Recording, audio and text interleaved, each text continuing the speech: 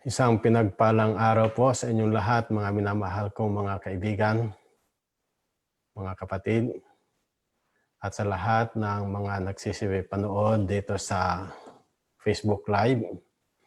Muli po ang pagbati sa inyong lahat ng isang maligayang araw na ako'y umaasa na sa tulong at biyaya ng ating mapagmahal na Diyos, kayong lahat ay nasa mabuting kalagayan at dito ay magpapasimula tayo sa ating pag-aaral na kung saan ay aking iniisip na sa panahon ng ganitong tayo ay malayo sa isa't isa, hindi nagkakakita-kita, ay minarapat kong gamitin ang teknolohiyang ito upang sa inyo ay maglingkod at magbahagi ng salita ng ating Panginoong Diyos sa abot ng aking makakaya. Ako'y naniniwala na ang Diyos ay nakakaalam ng mabuti sa bawat sa atin. Kaya aking minarapat na muli ay kayo'y paglingkuran sa pamagitan ng ganitong Facebook Live.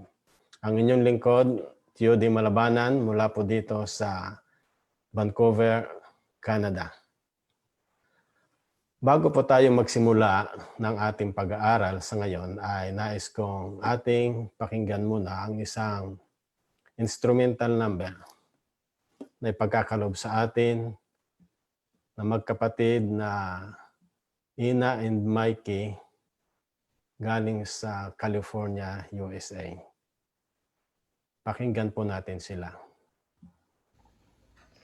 Good morning, everyone, and happy Sabbath. Today we'll be playing the song "The Heart of Worship." Hope you guys enjoy it and feel blessed.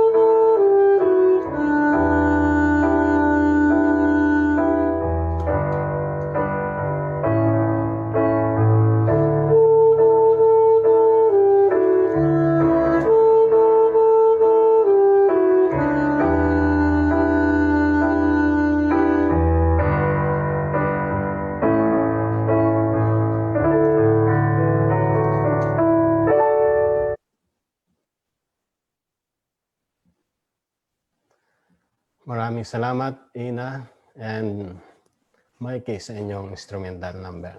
Bago po tayo magpatuloy sa ating pag-aaral ngayong gabi, at diyan naman ay tanghali sa inyo sa Pilipinas o saan mang lugar kayo naandoon, tayo muna po ay sumandaling manalangin. Kagalang-galang po naming Diyos, amang banal naming makapangyarihan sa lahat. Sa pagkakataong ito, Panginoon, nais naming muli sa inyo ay lumapit. At kayo ay aming pasalamatan sa pagkakalob niyo sa amin ng pagkakataon na muli ay makapag-aral ng inyong salita. Sa pasimula, Panginoon, ng aming talakayan o ng aming pag-aaral ng inyong banal na kasulatan, naway inyong buksan din ang aming puso at kaisipan sa pag-unawa ng inyong salita. Higit sa lahat, Panginoon, ay makilala namin ang aming Panginoong Hesus na siyang may akda ng inyong banal na kasulatan para sa amin. Kami umaasa na kayo ang sinaming kasama sa aming pag-aaral nito sa pangalan ng Panginoong Hesus. Amen. Muli mga minamahal na mga kaibigan, ay nais kong ibahagi sa inyo ang salita ng ating Panginoon sa pamagitan ng sa tuwing Tuesday ng gabi dito at saka Thursday ng gabi ay nais kong paglingkuran kayo sa pamagitan ng ganitong Facebook Live. Magamit natin ang teknolohiyang ito upang kung magkaganon ay lumawak ang ating kaalaman sa salita ng ating Panginoong Diyos. Ano man ang inyong kalagayan sa ngayon, ang salita ng ating Panginoon ang siya magiging inspirasyon natin. At sa gabing ito, samantalang aking i-share sa inyo ang isang bagay na napakahalaga para sa bawat isa sa atin, ang may kinalaman sa mensahe. Pinamagatan ko itong The Message, yung seasons natin na ating pag-aaralan. Sapagkat ito yung mensahe ng pangatlong anghel na nakasulat sa aklat ng Apokalipsis na nais kong ibahagi sa bawat isa. Sa iba't ibang pamaraan, sa iba't ibang bahagi, ay ating aalamin kung ano ang mga katuruan ng banal na kasulatan, kung ano ang mensahe ng Diyos sa bawat sa atin sa ating huling kapanahunan. At bilang pasimula ay nais kong ating alamin ang may kinalaman sa kung ano ang banal na kasulatan sa bawat isa sa atin. Kaya ating pasimulan ito sa unang bahagi sapagkat aking iniakda ito na mag-aral lang tayo ng around 30 minutes. 30 minuto sa pag-aaral natin ng salita ng ating Panginoong Diyos, ang Biblia. Na ito ang siya magiging textbook natin sa ating pag-aaral. At ating alamin kung ano ang mga bagay na itinuturo dito na siya magiging gabay natin sa ating pang-araw-araw na pamumuhay. Ang banal na kasulatan ay napakahalaga sa bawat sa atin, na Holy Bible. At maraming mga tao ang nag-aaral nito at samantalang ito ang ating pag-aaralan din naman ay ano nga ba ang mga bagay nandito? Bakit ito ay sinulat ng ating Panginoon? Ipinabalita sa bawat sa atin. Ang sabi doon sa Genesis 1, minarapat kong isulat ang ating mga text sa salitang English for the benefits of their audience na they asked me in the previous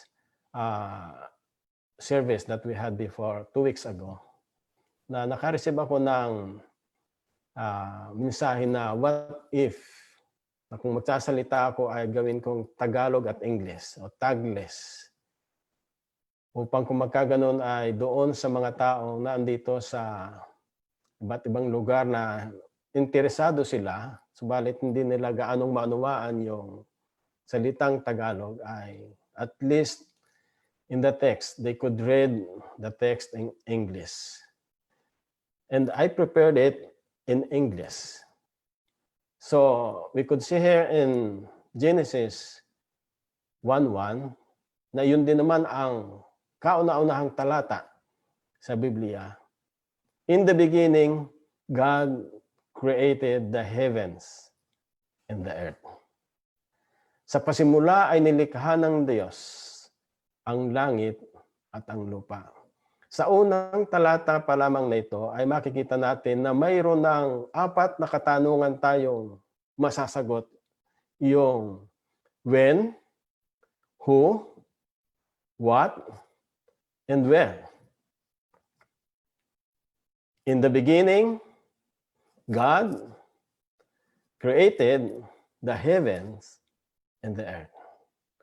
Ito ang pagkakalikha ng sanlibutan na binibigay sa atin na ang Diyos ang siyang may likha sa pamagitan ng kanyang kapangyarihan, sa pamagitan ng kanyang salita, ay nilikha niya ang lahat ng bagay na naandito sa sanlibutan ito, liban sa isa na kung atin titingnan sa kanyang kapangyarihan ay ito ang nilikha ng Diyos, ang sanlibutan. At sa sanlibutan ito, ang sabi ni Job sa kanyang sulat, ito ay wari bagang nakabitin sa kawalan. He hangs the earth on nothing. Kaya't kung atin titingnan sa mga teleskopyo o sa telescope, ang hugis ng sanlibutan ito,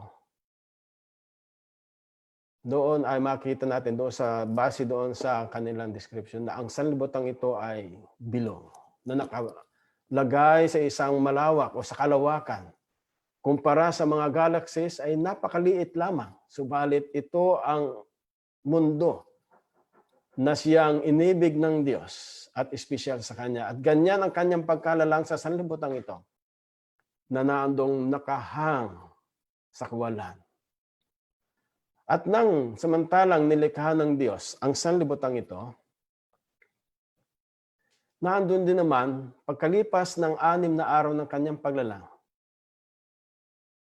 At sa ika-6 na araw ay naandoong nilalang niya ang tao. Sang-ayon sa Genesis 2:7, Genesis 2:7. And the Lord God formed man of the dust of the ground, and breathed into his nostrils the breath of life, and man became a living soul. Ganito nilalang ng Diyos ang tao. Mula sa alabok ng lupa, nilagyan ng hininga ng buhay ang kanyang ilong, at nandoon siya ay nagkaroon ng buhay. Siya ay naging kaluluwang may buhay. Ito ang pagkalalang kay Adan. Siya ay masaya na nandoon sa paraiso ng Eden. At sila ay sinabi ng Diyos sa Genesis 2:18, Genesis 2:18, the Lord God said, it is not good for the man to be alone. I will make a helper suitable for him. Hindi marapat na ang tao o ang lalaki ay iisa lamang. Kaya't binigyan siya ng partner ng ating Panginoong Diyos. Ang sabi pa doon sa talatang 22, then the Lord God made a woman from the rib he had taken out of the man, and he brought her to the man. Ganon yung pagkalalang ng Diyos sa babae. Na inalis ang isang tadyang ni Adan, at mula doon, nilikha ng Diyos ang kanyang kapariya, si Eva. At sila ay masaya at maligayang naninirahan sa paraiso ng Eden. Maligaya sila at masagana doon namumuhay hanggang sa isang pagkakataon, palibhasa sila ay sumuway sa ating Panginoong Diyos. Ang sabi ng ating Panginoon doon sa unang kapitulo, talatang 28. Pagkatapos na sila malala, God blessed them and said to them, "Be fruitful and increase in number. Fill the earth and subdue it." Maliwanag na sinabihan ng Diyos ang dalawa. At sila'y binasbasan ng Diyos na kayo'y magpakarami at kalatan ang buong sanlibutan. At ang sabi pa doon sa talatang 29, "Then God said, I give you every seed-bearing plant on the face of the whole earth, and every tree that has fruit with seed in it, they will be yours for food." Yun yung tagubilin o sinabi ng ating Panginoong Diyos. And God said, sinabihan sila ng ating Panginoong Diyos. Kaya't yung communication nila noon, ng pagkalalang kay Adan at kay Eva, ay naandoong ang Diyos ay mayroong malapit na ugnayan sa kanila. Kung ating papansinin doon sa Kapitulo 3 ng Genesis, nang pumasok yung kasalanan, naandoon ang mga talata, simula natin sa talatang 9, naandoon yung kanilang communication ni Adan at ni Eva. Ang sabi ng Diyos, saan kayo naandoon? Ang sabi ni Adan, kung inyong titingnan sa banal na kasulatan, dito sa banal na kasulatan nakasulat sa Kapitulo 3, yung kanilang communication, ibig sabihin ang Diyos ay nakikipag-ugnayan sa kanila, nakikipag-usap. At dumating ang pagkakataon, palibhasa, sila ay nagkasala sa ating Panginoong Diyos. Sa dako paroon ng ating pag-aaral, ating alamin yung pagkakasala. Bunga ng kanilang pagkakasala, sila ay pinailis sa halamanan ng Eden, sa paraiso ng Eden. At ang kanilang kasalanan, ang siyang nagpabagsak sa sanlibutan. But ang tanong, what were the effects of the fall of Adam and Eve fall? Ang sabi doon sa talatang 2 ng Kapitulo 29 ng Isaiah 59 verse 2. "But your iniquities or sins have separated you from your God."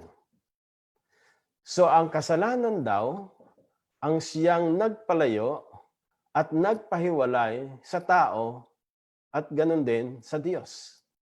Kaya't ang naging resulta ng pagkakasala ni Adan at ni Eva ay ganito, nagkaroon sila ng separation. How does this separation from God affects us also? Ang tanong sa atin sa ngayon. Yes, in our time, just like their time, sin separates from God. And the result of that sin produces fear, anxiety, insecurity, guilt, emptiness, loneliness. Ano raw naging resulta ng kasalanan? Ang kasalanan ng tao o ang kasalanan ni Adan at ni Eva ay nagdulot ng pagkatakot. Nagdulot ng pangamba. Nagdulot ng walang kasiguruhan ng buhay. Nagdulot ng pagkakasala. Nandoon na sila ay mayroong kawalan, mayroon silang kalungkutan, mayroon silang kamatayan. Ito ang naging resulta ng kasalanan at ganun din naman sang-ayon sa ating binasa kanina, sila'y napalayo sa Diyos. Ganun na lamang mga minamahal na mga kaibigan ang resulta ng kasalanan. Subalit kung ating papansinin, ang Diyos ay mayroong plano. Bagaman ang tao ay nagkasala, sa plano ng Diyos, God's plan for the world is happiness, health, and eternal life. Ito ang panukala ng Diyos. Nang lalangin niya si Adan at si Eva sa paraiso ng Eden, na doon ang plano niya ay mamuhay sila na mayroong pang walang hanggang kamatayan, pang walang hanggang kabuhayan. Subalit dumating nga ang pagkakasala at sila ay nakaranas ng kamatayan. Hanggang sa kapanahunan sa ngayon, ang mga tao ay nagkaroon na once na tayo ay mabuhay, makakaranas ng kamatayan. Subalit hindi ninais ng Diyos na hanggang ganun na lamang ang maging karanasan ng tao na sila ay masadlak na lamang sa pagkakasala o sa kamatayan. Kaya nga't siya ay gumawa ng pamaraan upang maipahayag muli ang kanyang mga salita, ang kanyang plano sa kanyang nilalang. Ang sabi doon sa aklat ng Hebrews, chapter 1, verse 1, in the past, God spoke to our ancestors through the prophets at many times and in various ways. Ano raw po?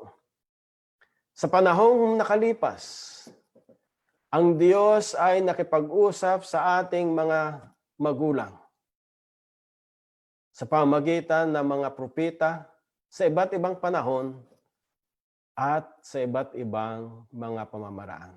Ito ang paraan ng Diyos para maipabatid ang kanyang pag-ibig sa taong kanyang nilalang. Nandoon, mga minamahal na mga kaibigan, ang kanyang pag-ibig sa bawat isa sa atin.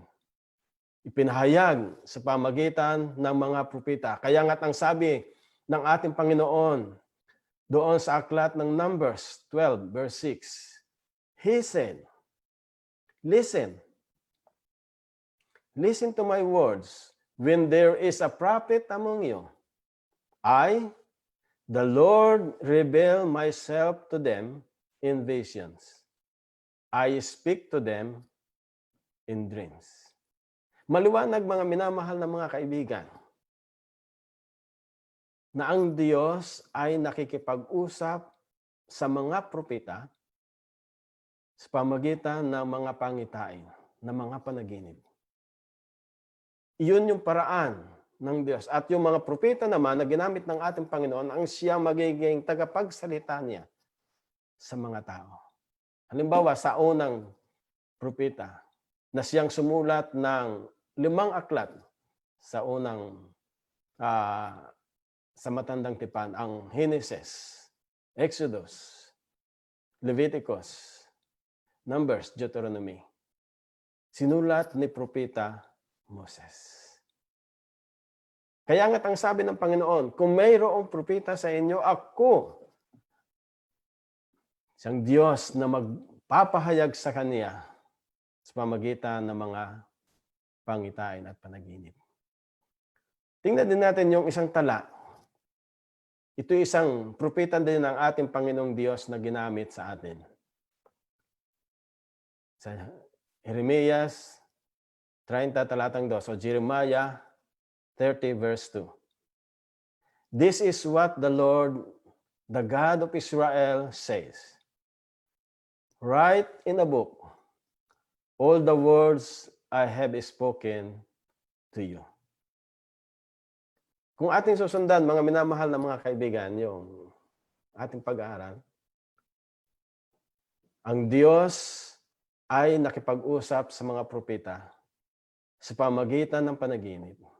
At katulad ng propeta Jeremias na kinausap ng ating Panginoong Diyos, isulat mo sa isang aklat ang lahat ng mga salitang aking binanggit sa iyo. Kaya't si propeta Jeremias, nagkaroon siya ng aklat. Iba pa mga propeta, Isaias, Ezekiel, Daniel, mga minor prophets, na andoon na sila'y ginamit ng ating Panginoon. Ang sabi doon sa Hebreo 1:1, kailan daw? Sa iba't ibang panahon, sila'y ginamit ng Diyos. At ang sabi sa kanila, isulat sa isang aklat. Kaya nga, ang mga propetang ito na ginamit ng ating Panginoon ay sumulat ng kanya-kanya mga aklat at nasulat dito sa banal na kasulatan ng Biblia. Sa unang panahon, mga minamahal na mga kaibigan, ang unang yung lumang tipan, ito'y nasulat sa aklat ng Hebreo at yung bahagi ng Daniel nasulat sa salitang Aramaic. And then yung bagong tipan ay nasulat sa salitang Griego. At sa panahong iyon, ang Diyos ay nakikipag-usap sa kanila. At isinulat ito ng mga propitang ito sa pamagitan ng mga scrolls. And then dumating ang pagkakataon na itong mga scrolls na ito ay ikinumpile ng mga dalubhasa na nag-aral ng banal na kasulatan at kanila ikinumpile sa isang banal na aklat, ang Biblia. Mapalad tayo sa ating kapanahunan sa ngayon sapagkat mayroon tayong pwedeng kuhaning Biblia. Basahin na Biblia na hindi na tayo magbabasa o mag-a-unroll ng mga scrolls. Bubuksan lang natin ang bawat pahina, makikita natin ang salita ng ating Panginoong Diyos sa atin. Kaya yun yung advantage natin sa ngayon. Lalo tigit pa sa panahon ng teknolohiya. Marami tayong mga gadgets. Pwede tayong mag-download ng mga apps, iba't ibang mga version ng Biblia, makikita natin kung ano yung makukuhang maladali nating maunawaan na salita ng ating Panginoong Diyos. Isang pagkakataon na kung saan ay ibinigay sa atin ng Panginoon na ating alamin ang kanyang salita. At ang salitang ito, ang banal na kasulatan na ginamit ng ating Panginoon para tayo bigyan ng mensahe sa ating kapanahunan.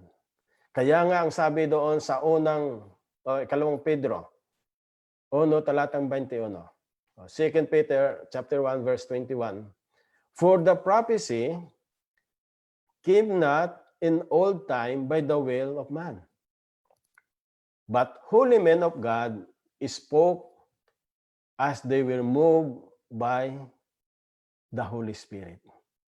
Ang mga taong ginamit daw ng Diyos na siyang sumulat ng banal na kasulatan, sila'y kinasihan o sila'y inudyukan ng banal na Espiritu. Kaya nga't marapat na samantalang ating aalamin at pag-aaralan ang salita ng Diyos, ay marapat na ating anyayahan ang banal na Espiritu na siyang uudyok din naman at siyang kikilos sa atin, tutulong sa atin upang maunawaan natin ang kanyang salita. At sa pamagitan noon ay makukuha natin ang mensahe ng ating Panginoong Diyos. Mga minamahal na mga kaibigan, ang sabi ng ating Panginoon, nandito, isinulat niya sa isang aklat ang kanyang mga salita at mapapansin natin sa Old Testament. It has 39 books from Genesis to Malachi. And in the New Testament, it has 29 books from Matthew up to Revelation. Composed of 66 books in one book, in what we call Bible. Samantalang ito ang magiging textbook natin, mga minamahal na mga kaibigan. Ito ang siyang ating alamin at pag-aaralan. At ang sabi ng ating Panginoon sa atin, ang kanyang plano, para tayo ay mamuhay na mayroong kasiyahan, mayroong mabuting kalusugan, at mayroong buhay na walang hanggan. Iyan ang plano ng Diyos sa inyo at sa akin. Sa bawat isa sa atin na kakapanood ng salita ng Diyos sa pamagitan ng Facebook Live na ito. Ito ang plano ng Diyos para sa atin. Kaya nga't ang sabi niya sa atin, bagaman ang kabayaran ng kasalanan ay kamatayan, for the wages of sin is death, but the gift of God is eternal life through Jesus Christ, our Lord. Ang pangako ng Diyos ay buhay na walang hanggan sa pamagitan ng ating Panginoong Hesus-Kristo. Bagaman si Adan at si Eva ay nagkasala, sila'y napalayo sa ating Panginoong Diyos. Subalit ang Diyos pa rin ay gumawa ng paraan upang sila ay maabot muli. Ipinahayag ang kanyang mga salita sa pamagitan ng mga taong ginamit ng Diyos, ng mga propeta. At kung ating papansinin sa lumang tipan, iba't ibang mga uri ng mga taong ginamit ng ating Panginoon. May mga propeta, may mga hari, may mga hukom, may iba't ibang profession sa bagong tipan.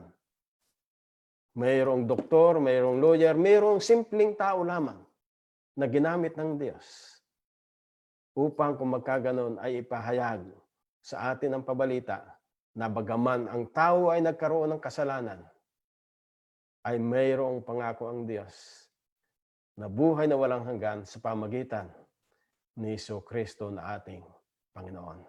Kaya nga't maliwanag, mga minamahal na mga kaibigan ko, sabi doon sa aklat ng Isaiah 49 verse 15, surely they may forget, yet I will not forget you.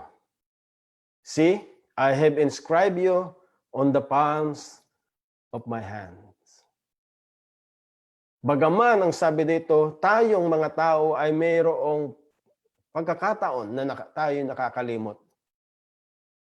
Alalahanin natin, ang Diyos ay hindi nakakalimot sa inyo at sa akin. Sabi pa nga doon, naka-inscribe na, nakaukit tayo sa kamay ng ating Panginoong Diyos. Lalo tigit ng ating Panginoong Isus na siyang nagbigay ng kanyang buhay sa inyo at sa akin. Iyan ang plano ng ating Panginoong Diyos.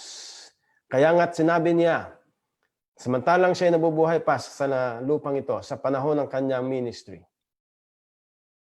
Juan 5:39 or John 5:39,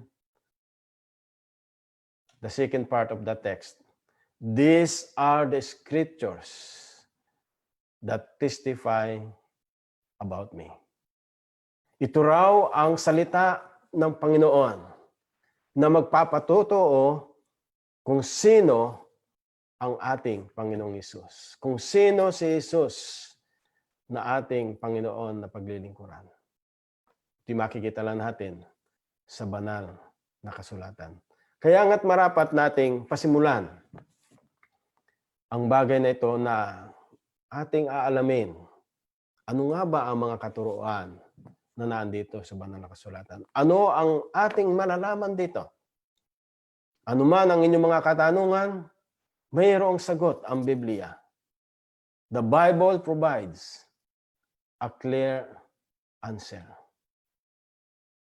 Kung mayroon kayong mga katanungan sa mga darating na mga pagkakataon, maglagay lamang kayo ng comment sa baba o kaya ay magkaroon kayo ng message sa akin, personal message. At sa panahon na ako ay bakante ay akin kayong paglilingkuran sa aking makakaya. Ang aking mithiin ay upang ipabalita sa inyo kung ano ang mensahe ng ating Panginoong Diyos sa ating huling kapanahunan. Hindi man ako talagang masabing nagdalubhasa katulad ng ibang mga mangangaral. Subalit sa simpleng kaalaman na nais kong maipagkaloob at may bahagi sa inyo ay aking maipagkaloob ang mga kasagutan sa inyong katanungan. Sapagkat sinabi ng ating Panginoon sa kanyang talata, ang mga salitang ito ang siyang nagpapatotoo sa ating Panginoong Diyos. Mga minamahal na mga kaibigan, ito ay pasimula pa lamang. Part 1 ng ating pag-aaral. Marami pa tayong mga maaalamin sa kanyang salita. Kaya nga't ang sabi niya, patuloy nating pag-aralan ang salita ng ating Panginoong Diyos. Alamin natin kung ano ang daan. Ang sabi ng ating Panginoon sa Juan 14:6 ay siya ang daan, ang katotohanan at ang buhay. Sa ikalawang bahagi ng ating pag-aaralan, ating aalamin naman doon kung ano ang mga bagay na maidudulot nito sa bawat isa atin, samantalang ating pag-aaralan ang salita ng ating Panginoon.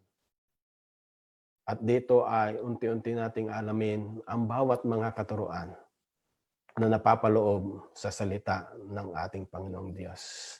Ako'y umaasa, mga minamahal na mga kaibigan, sa loob ng 30 minuto ay ating nalaman ang kahalagahan ng salita ng ating Panginoong Diyos sa ating kapanahonang ito. Ano man ang inyong karanasan sa buhay, maaring tayo ay nakakaranas ng kahirapan, pero ang sabi nga ng ating Panginoon Diyos, ng ating Panginoong Hesus sa Mateo 4, talatang 4, hindi lamang tayo nabubuhay sa salita o sa mga tinapay, kundi ganun din naman sa salita ng ating Panginoong Diyos, na siyang magbibigay daan sa atin upang tayo, dako paraon ng ating buhay ay magkaroon ng pagkakilala sa ating Panginoong Hesus at pagtanggap sa Kanya bilang personal nating tagapagligtas. Sapagkat siya lamang ang daan at ang buhay patungo sa buhay na walang hanggan. Pagpalain nawa tayo ng ating Panginoon at muli, akin kayong inaanyahan sa pangalawang bahagi sa darating na Huwebes. Sa pangalawang bahagi ng ating pag-aaral ay ating alamin ang may kinalaman sa salita ng Diyos. Ano ang may dudulot nito sa atin? Pagpalain nawa tayo ng ating Panginoon sa oras nito. Bago ko tapusin ang ating pag-aaral, tayo muna pong ay sumandaling manalangin. Mapagmahal naming Diyos, isang kagalakan sa inyong lingkod, Panginoon, ang makapagbahagi na inyong pabalita sa mga tao, sa mga kaibigan na nakakasubaybay sa pamagitan ng ganitong teknolohiya. Saan man sila naroon, Panginoon, alalahanin ninyo sila, anuman ang kanilang kalagayan sa ngayon. Pagkalooban ninyo nawa sila ng inyong kapangyarihan at patuloy na lumawak ang aming kaalaman sa inyong salita. Kami nagpapasalamat, mahal naming Diyos, na bagaman kaming tao ay nagkaroon ng kasalanan, pero mayroon kayong panukala sa amin na manirahan kami sa buhay na walang hanggan. Tulungan niyo kami, Panginoon, na higit sa lahat ay kumilala sa aming Panginoong Hesus bilang siya nagbigay ng kanyang buhay para sa bawat sa amin. Tanggapin namin ang kapangyarihan ng Banal na Espiritu na siyang gagabay sa amin sa patuloy namin pag-aaral upang malaman namin ang daan patungo sa buhay na walang hanggan sa pamagitan namin, Panginoong Hesus. Maraming salamat na inyong pagpapalain ang bawat isa saan man silang lugar na andoon. Anuman ang kanilang mga kalagayan sa ngayon, ang mga taong mayroong karamdaman ay patuloy ninyong ipagkakaloob ang inyong mapagaling na kapangyarihan sang-ayon sa inyong kalooban. Ang mga taong nagkakaroon ng kahirapan, patuloy ninyong pagpapalain sang-ayon sa inyong kalooban. Maraming salamat, mahal naming Panginoong Diyos, sa inyong kapangyarihan at sa inyong pagtubos sa bawat sa amin. At lalo't higit sa inyong pagkapatawad sa aming pagkukulang at pagkakasala. Na ito po ang aming hinihiling at pinapasalamatan sa pangalan ng Panginoong Hesus. Amen. Pagpalain nawa tayo, mga minamahal na mga kaibigan ng ating Panginoon. Sumainyo nawa ang kanyang biyaya at ang kanyang pag-iingat at patuloy nating maranasan ang kanyang pagkalinga mula ngayon hanggang sa muli ng ating pag-aaral at lalo tigit sa pagdating ng ating Panginoon na itong aking dinadalangin sa kanyang pangalan. God bless you all at maraming salamat sa inyong pakikinig o sa inyong panonood. Naway kayo ay nakinabang sa oras na ito. Maraming salamat at God bless us all.